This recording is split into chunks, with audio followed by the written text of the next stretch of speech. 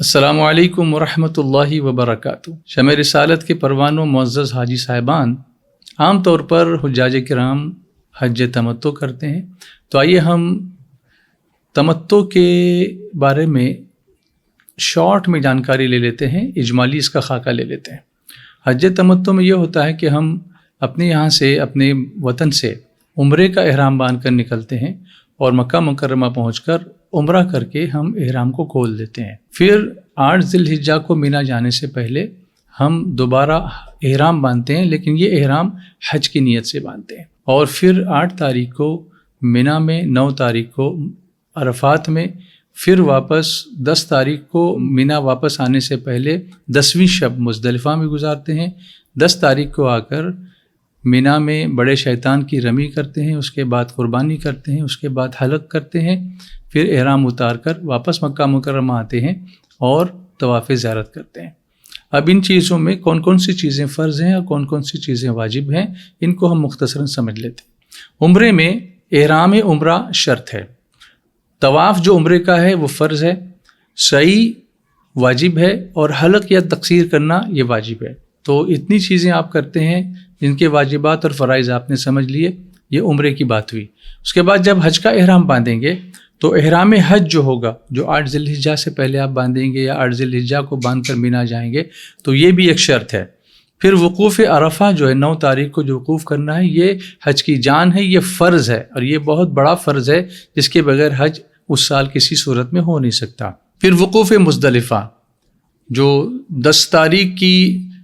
فجر کی نماز کے بعد سے لے کے طلوع آفتاب سے پہلے تک ہم کو وقوف مزدلفہ کرنا ہے، یہ واجب ہے۔ اس کے بعد رمی جمرہ عقبہ، یعنی جو بڑے شیطان کی رمی جو 10 تاریخ کو کرنی ہوتی ہے، یہ بھی واجب ہے۔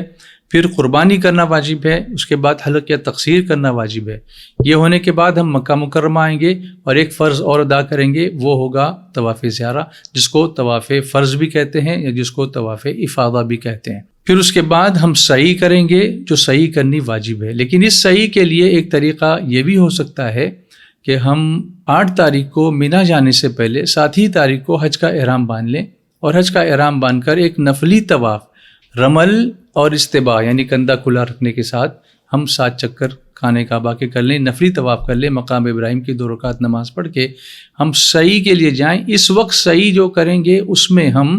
طواف زیارہ کی سعی کی نیت کریں۔ یہ سعی ایڈوانس میں ہم کر رہے ہیں، کیونکہ طواف زیارت ایڈوانس میں نہیں ہو سکتا، وہ تو 10 تاریخ کو ہی ہوگا، یا 10 کو ہوگا، یا 11 کو ہوگا، یا 12 کو ہوگا، لیکن اس کی سعی ایڈوانس میں کر سکتے ہیں۔ اور وہ سعی کرنے کے لیے ہم ایک طواف کر رہے ہیں جو نفلی طواف ہوگا، یہ فرض طواف نہیں ہے، یہ نفلی طواف ہے۔ یہ اس صورت میں ہے کہ اگر ہم اس سعی سے پہلے فارغ ہونا چاہتے ہیں تو ہم یہ سعی سے پہلے نفلی طواف کر لیں گے، اور اگر آج ہم صحیح یہ نہیں کرنا چاہتے ہیں تو کوئی بات نہیں، ہم احرام باندھ کر سیدھے مینا جائیں گے، اور مینا سے واپسی کے بعد جب ہم قربانی اور حلق کر لیں گے تو واپس جب 10 تاریخ کو مکہ مکرمہ آئیں گے تو ہم طواف زیارت کر لیں گے، اور طواف زیارت کے بعد ہم یہ سعی بھی کر لیں گے، تو یہ سعی بھی واجب ہے۔ اس کے بعد 11 تاریخ کی رمی اور 12 تاریخ کی رمی یہ بھی واجب ہے، لیکن 11 اور 12 کو ہم کو تینوں شیطانوں کی رمی کرنی ہے، چھوٹا شیطان، درمیانی شیطان اور بڑا شیطان، جس کو عام زبان میں کہا جاتا ہے۔ اور اس کے بعد جب تک مکہ مکرمہ میں رہیں، عبادتیں کرتے رہیں، طواف وغیرہ عمرے وغیرہ کرتے رہیں، اور جو لوگ میقات کے باہر سے آئے ہیں وہ جب واپس ہوں گے اپنے وطن کو، یا پھر یہاں سے مدینہ منورہ جا کر پھر واپس ہوں گے، تو نکلنے سے پہلے ایک واجب اور ان پر ہوتا ہے، وہ ہے طواف وداع یعنی الوداعی طواف۔ اس طریقے سے ہم نے حج تمتع کا بالکل شارٹ میں خاکہ سمجھ لیا۔ انشاءاللہ اگلی ویڈیو میں ہم اس کی کچھ قدر تفصیل سنیں گے اور سمجھیں گے، تاکہ ہمیں عمرے کے ساتھ حج کس طرح سے کرنا، اور حج تمتع کس طرح سے کرنا، حج قران کس طرح کرنا، حج افراد کس طرح کرنا، اس کی ایک شارٹ ویڈیو ہمارے سامنے آ جائے اور ہم اس کو اچھی طرح سے کر سکیں۔ السلام علیکم۔